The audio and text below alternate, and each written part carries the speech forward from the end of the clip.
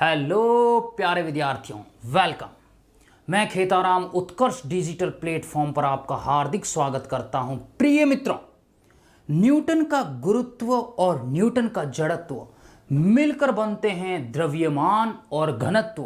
Faraday का प्रेरण और प्लांक का क्वांटम मिलकर करते हैं आप सभी का सुस्वागतम सुस्वागतम सुस्वागतम।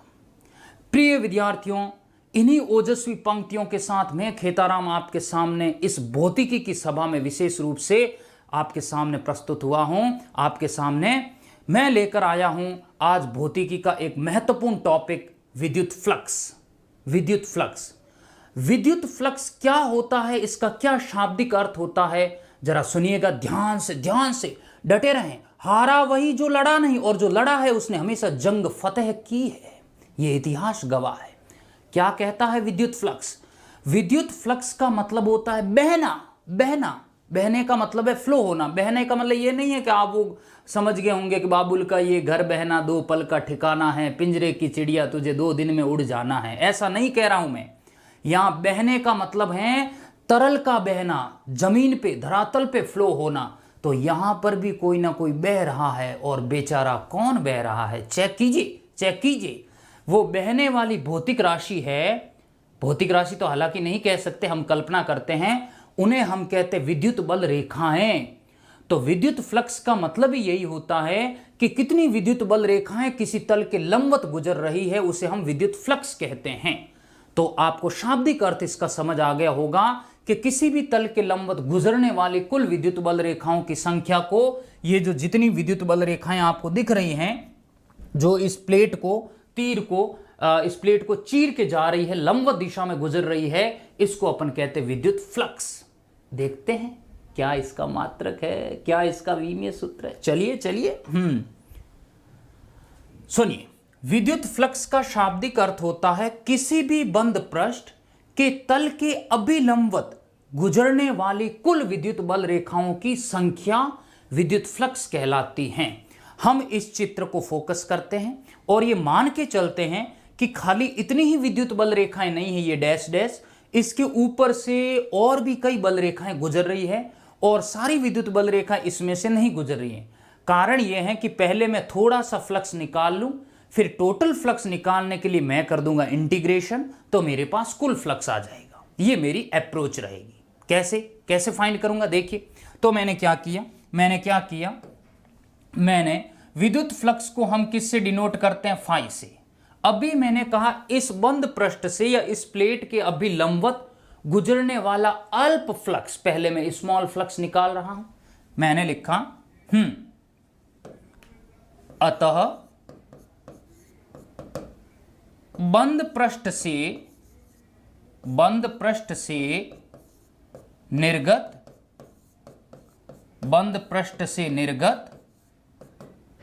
अल्प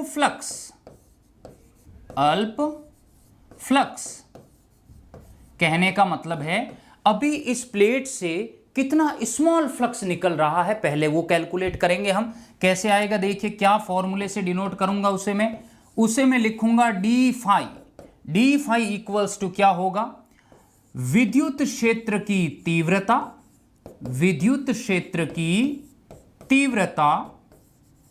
तीव्रता इंटू ई की दिशा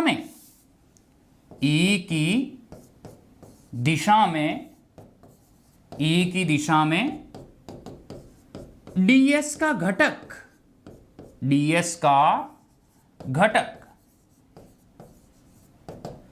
इस डीएस को कहा जाता है क्षेत्रफल सदिश, और यह क्षेत्रफल सदिश हमेशा किसी बंद पृष्ठ के क्या होता है? लंबवत। तो देखिए, यह क्षेत्रफल सदिश डीएस है, ऐसे आप ए लिख सकते क्योंकि मैंने पूरा लिखा है, टोटल ए है मान लीजिए, परंतु मैं अभी अल्प फ्लक्स ले रहा हूं इसलिए मैंने डीएस लिखा। ए लिखो, डीएस लिखो, एक ही बात है। डीएस स्मॉल है, ए पूरा है। ओके, तो यहां पे अगर मैं कहूं ई, तो ये विद्युत बल रेखाएं सीधी जा रही है, और देखिए इनके बीच में गैप भी बराबर है, इसलिए ये बात की जा रही है सम विद्युत क्षेत्र की। यूनिफॉर्म इलेक्ट्रिक फील्ड के अंदर ये डीएस एक क्षेत्रफल सदिश से ई के साथ कितना कोण बना रहा है? थीटा। तो मुझे बताइए इस ए का ई की दिशा में घटक क्या हो जाएगा, यहां पे इधर घटक क्या होगा, ए को लेऊं या डीएस लिखूं, ए की बात है, ए बड़ा है, डीएस छोटी परिकल्पना है, तो मैं कह सकता हूं डीएस कॉस थीटा। ओके, यहां लिख देता हूं मैं डीएस स्मॉल फ्लक्स के लिए, और इधर इसका जो घटक होगा वो हो जाएगा मेरे पास डीएस साइन थीटा। तो मुझे बताइए इस ई की दिशा में घटक कौन आ रहा है, DS cos theta, DS sine theta, तो ई के लंबवत है, ई के लंबवत है, हमें लेना है ई की दिशा में। आपके मन में प्रश्नों का बवंडर उठ रहा है कि क्यों, आखिर क्यों आप ये घटक ले रहे हो, ये क्यों नहीं ले रहे हो। तो अपने मन की चंचलता को संभालिए मित्रों, अभी जवाब दूंगा मैं, वेट एंड वॉच। देखिए क्या होगा। ऐसा मैंने क्यों किया, मैंने ऐसा इसलिए लिखा क्योंकि विद्युत फ्लक्स एक अदिश राशि है, इसीलिए मुझे ऐसा करना पड़ रहा है, मैं मजबूर हूं, मजबूर। तो देखिए विद्युत क्षेत्र की तीव्रता हो जाएगी E इंटू ई की दिशा में इसका घटक हो जाएगा D S cos theta, D S cos theta. अब अगर मैं देखूं इसको तो मेरे पास फाइनली जो फॉर्मूला आया डी फाई बराबर मिला मुझे E D S cos theta. अगर मैं इसको वेक्टर फॉर्म में लिखूं तो डी फाई इक्वल टू मैं लिख सकता हूं E dot D S, E dot D S. ये मेरे पास अल्प फ्लक्स की मात्रा आ गई जो इस काल्पनिक बंद पृष्ठ या प्लेट के तल के लंबवत गुजर रही है अल्पतम रूप से, परंतु मुझे निकालना है कुल फ्लक्स, टोटल फ्लक्स। वो टोटल फ्लक्स कैसे आएगा, टोटल फ्लक्स के लिए मैं क्या करूंगा, अतः कुल फ्लक्स, कुल फ्लक्स, कुल फ्लक्स के लिए मैं क्या कहूंगा, phi equals to integration d phi. कुल फ्लक्स के लिए मैं कहूंगा phi equals to integration d phi. और ये जो मैंने इंटीग्रेशन किया है, जो मैंने गोला लगाया है, गोला ये प्रकट करता है कि मैं किसी बंद पृष्ठ के लिए फॉर्मूला अप्लाई कर रहा हूं। तो ऐसी सिचुएशन में ये हो जाएगा मेरे पास डी फाई का वैल्यू क्या है, E D S cos theta.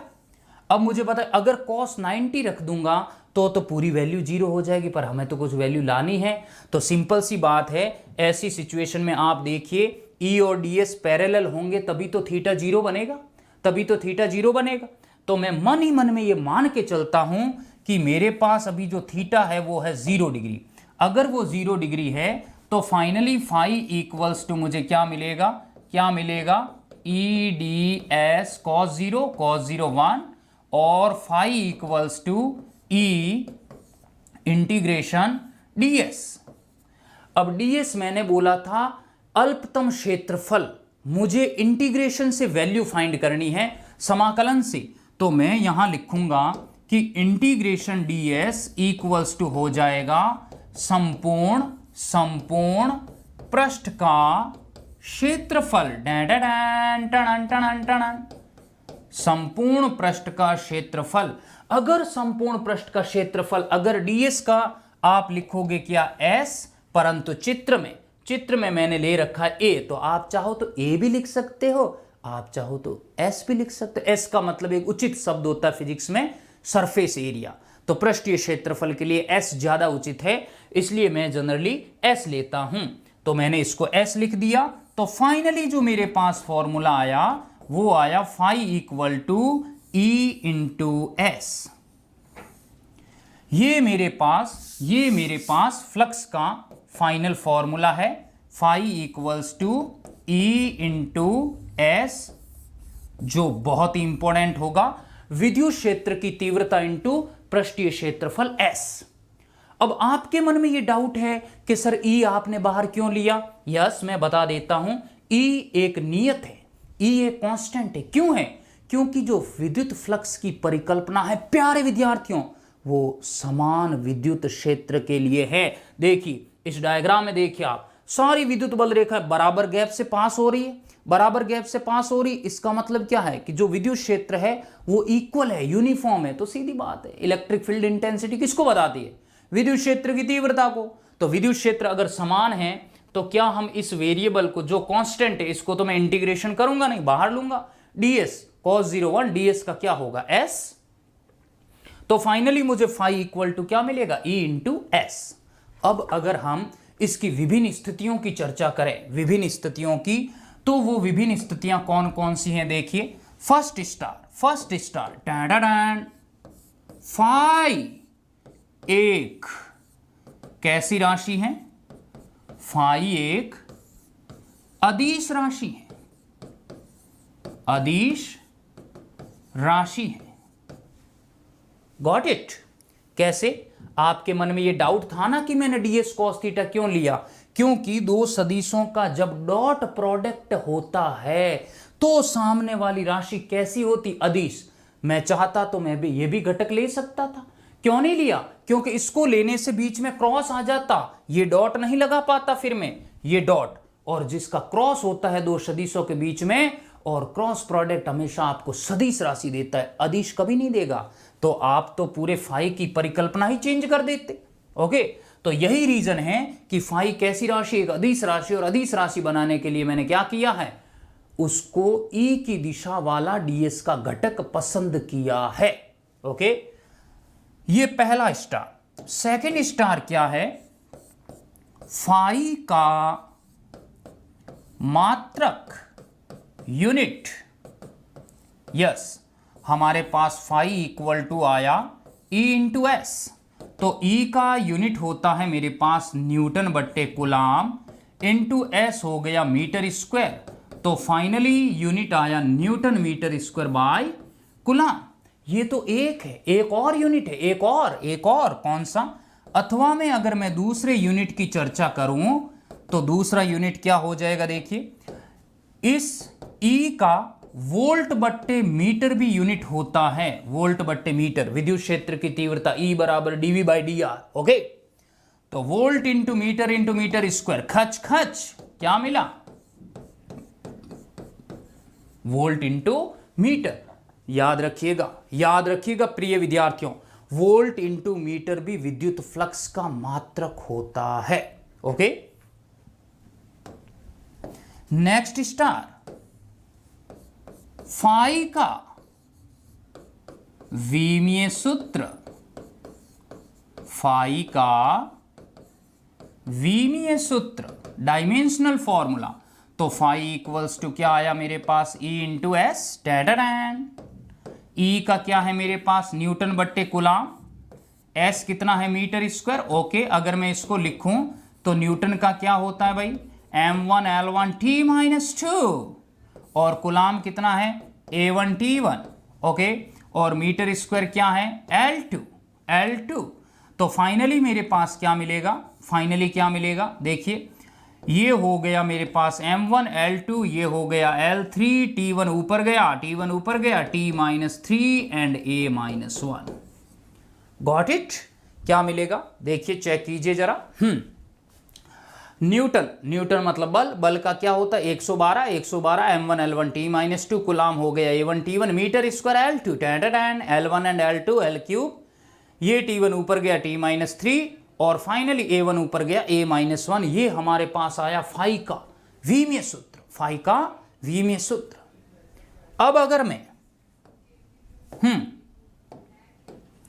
अगर मैं केस नंबर 1 की बात करूं, केस नंबर 1 कि यदि थीटा इक्वल्स टू 0, क्या मतलब है? देखिए, थीटा इक्वल्स टू 0 का मतलब यहां पे ये होगा कि अगर ये थीटा 0 हो जाएगा तो देखिए ds किसके ऊपर आ जाएगा? E के ऊपर। तो उस कंडीशन में ds और E समांतर ऐसे चलेंगे, चल चक चक चक चक चक चक चक चक चक चक चलेंगे ना। तो अगर दो सदिश पैरेलल होंगे, समांतर होंगे, तो थीटा 0 होगा कि नहीं होगा? बताइए प्रिय विद्यार्थी, बताइए जरा। Yes, tell me now.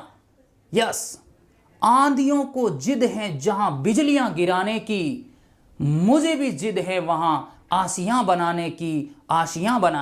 Yes, तो थीटा अगर 0 है तो थीटा 0 होने पर मैं कहूंगा विद्युत क्षेत्र की तीव्रता पैरेलल है क्षेत्रफल सदिश ds के।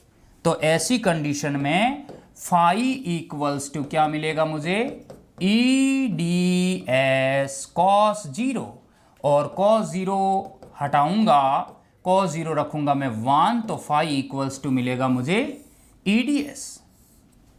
Got it. और अगर मैं केस नंबर 2 की चर्चा करूं, केस नंबर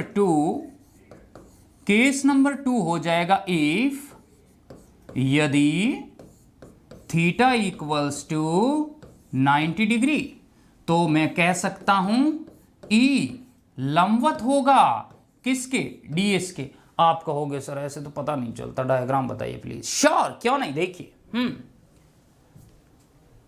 यस, इस डायग्राम में देखिए, अगर ये ds ऐसे आ जाए और ये थीटा घूम के 90 डिग्री हो जाएगा, तो ds इस E के लंबवत होगा कि नहीं, tell me now, hurry up.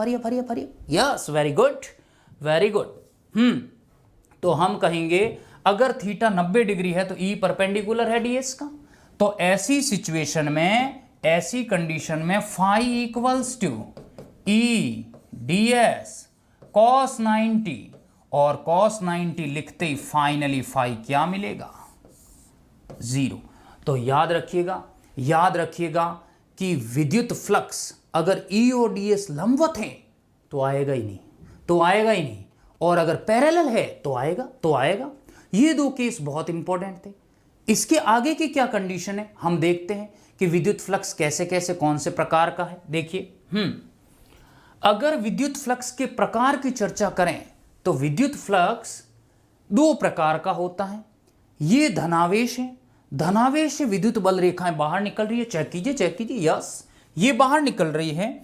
तो यहां पे जो फ्लक्स होगा उसका नाम होगा निर्गत। क्या नाम होगा, निर्गत फ्लक्स।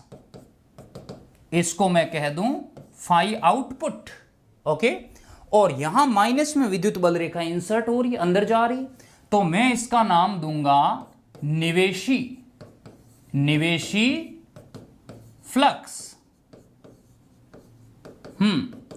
कई किताबों में फ्लक्स ऐसे लिखा हुआ है, कई किताबों में फ्लक्स ऐसे लिखा हुआ है। चिंता और कंफ्यूज होने की जरूरत नहीं है, फ्लक्स का मतलब होता है बहना, ओके। तो इसको मैंने नाम दे दिया फाई इनपुट। फाइनली, अगर फाइनली देखें तो अगर कुल फ्लक्स की बात की जाए, कुल फ्लक्स हमेशा